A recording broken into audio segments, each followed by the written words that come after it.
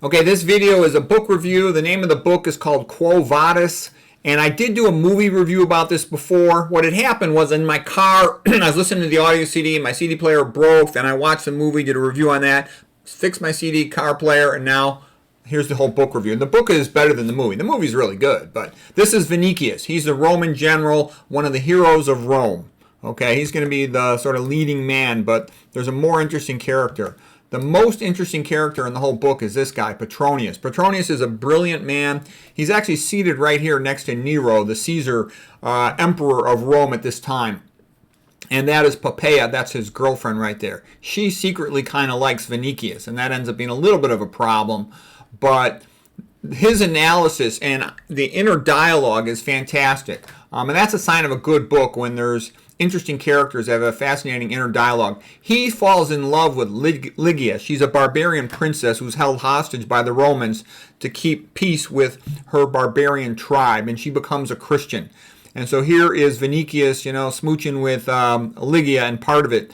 Later on, some of the things that are going to happen is Nero is crazy. He thinks he's a musician and an actor and a poet, and he really wishes he was Greek, and he's just crazy. He wants to have a dramatic event in Rome like the burning of Troy, and he sets Rome on fire and burns down about 2/3 of Rome. And he also is jealous of Vinicius because Vinicius is a real hero to the people, and he wonders if Poppaea secretly likes Vinicius. Okay, so that comes into play where he dramatically stages a big event at the end of the movie. I'll explain to you, though, why is this considered one of the greatest books of all time. And it really is one of the greatest books of all time. I would place it about fourth or so. I think the greatest book of all time is Charles Dickens' Christmas Carol. When I say greatest books, I mean the greatest novels of all time.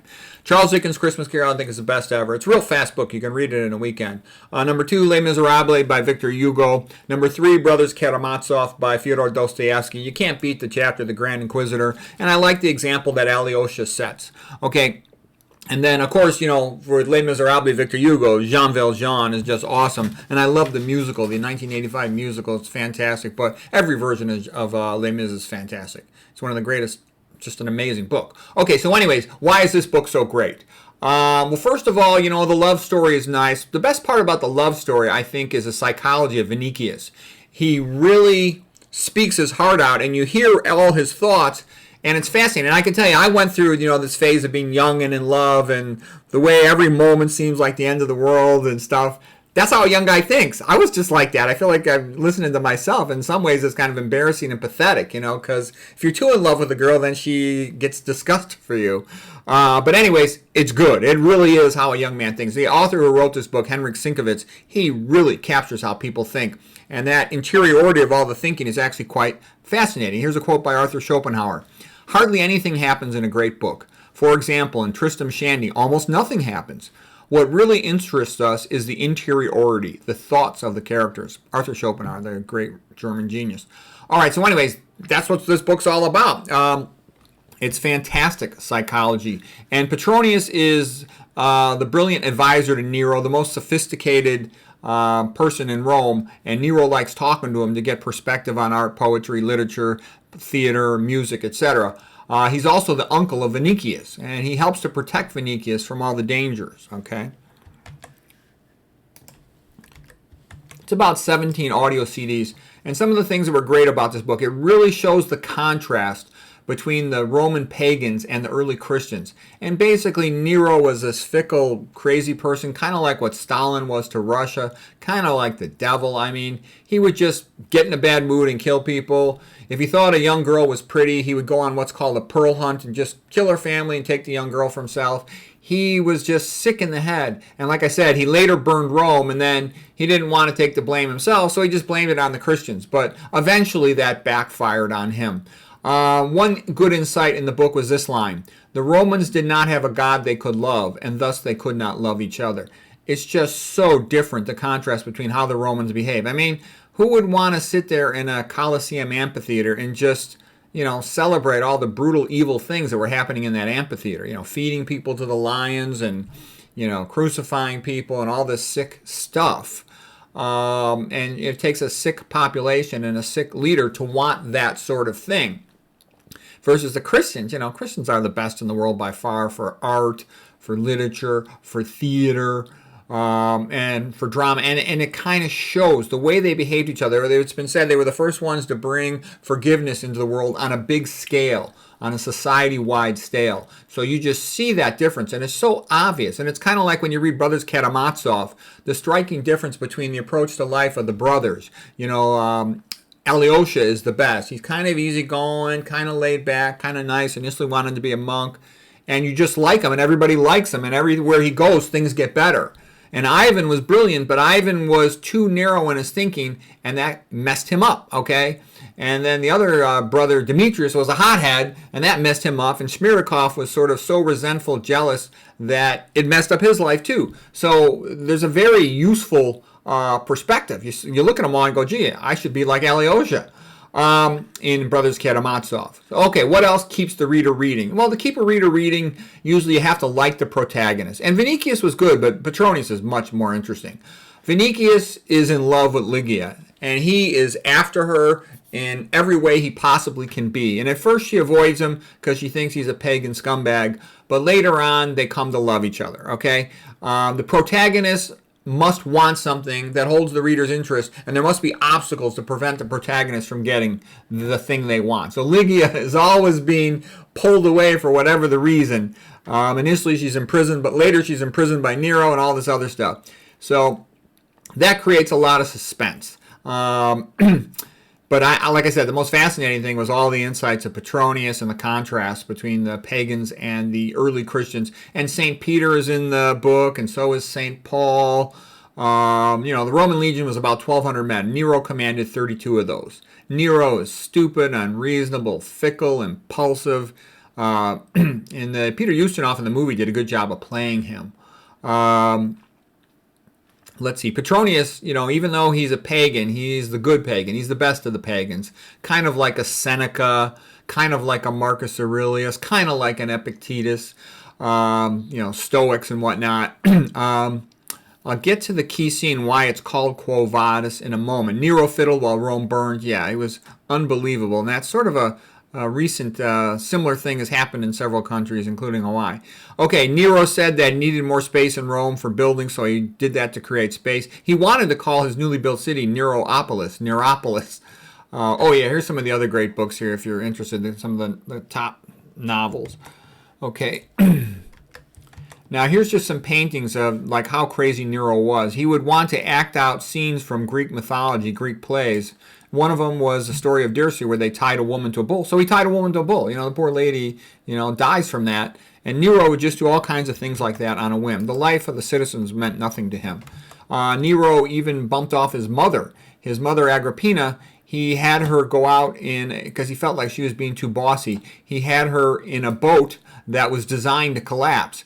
And when she swam away and escaped, he then, had his men follow her and finish the job. So, what kind of a sick man was Nero? He not only bumped off his mother, he bumped off his wife, he bumped off one of his brothers. Nero was sick in the head, okay? But he was the ruler of Rome.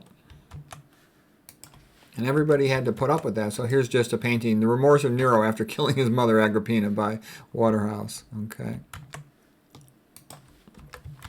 Here's the early Christians with St. Peter preaching in the catacombs. So Christianity initially was simply the religion of the poor persons, and that's what it still is today. I mean, it promotes the little guy. It says you're all equal in the eyes of God, including the king, all right? And it says that each one of you has a meaningful life and can try to serve the Lord and be on the side of goodness in the world and the struggles between good and evil. That's nice. It's the friend of the little guy. I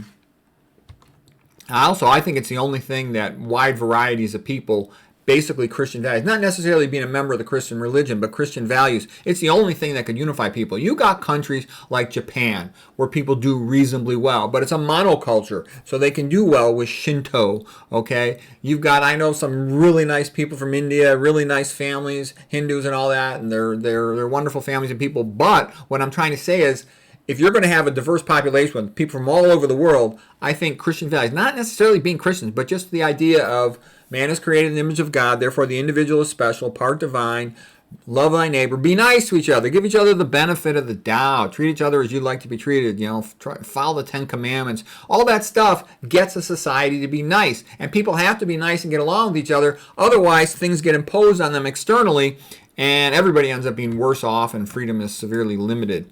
Okay, so here's the painting of the fire in Rome, Nero's Fire in Rome by Hubert Robert, and it was awful. It burned down 2/3 of the city, and Nero did like nothing. Nero started the fire. He wanted it to happen. It was sick.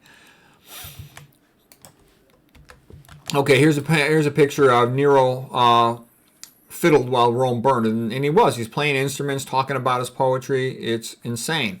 Okay, and it reminded me of France a couple months ago. All right, here then Nero blamed it on the Christians, and this is his leader of the Petronians was Tigellinus, and Tigellinus helped start the fire, and Tigellinus helped set up these spectacles. So Nero figured that this would entertain the crowd while they were getting over, being homeless because their houses had burned down, and they crucified Christians in the amphitheater, in the Colosseum. They set them on fire. They fed them to the lions and other wild beasts. It was just sick in the head, and people actually put up with this. That's how sick the whole Roman society was. But it also began to wear thin as Nero pushed this day after day. The people realized, how did a bunch of women and children start a fire in Rome? BS. Nero did it, and that became pretty obvious. And basically, they say the blood of the martyrs is the seed of the church. It led more and more people to wanting to become Christians.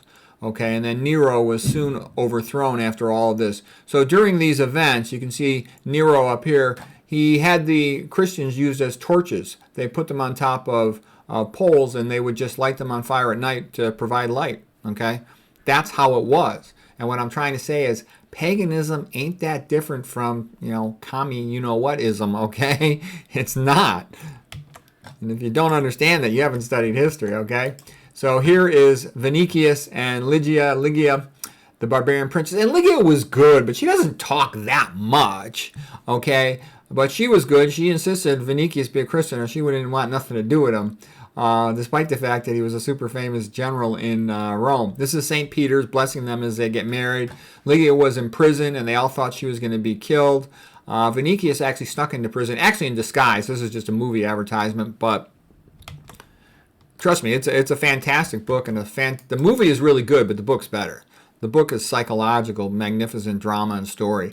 Some of the events, too, is then Ursus was the big bodyguard, barbarian warrior who protected Lygia, okay? And there's a long story about how he had to fight a little bit against a bull in the amphitheater, and everyone thought Lygia was going to be killed. I'm being a little bit of a spoiler here, so I'm not going to tell you any more than that.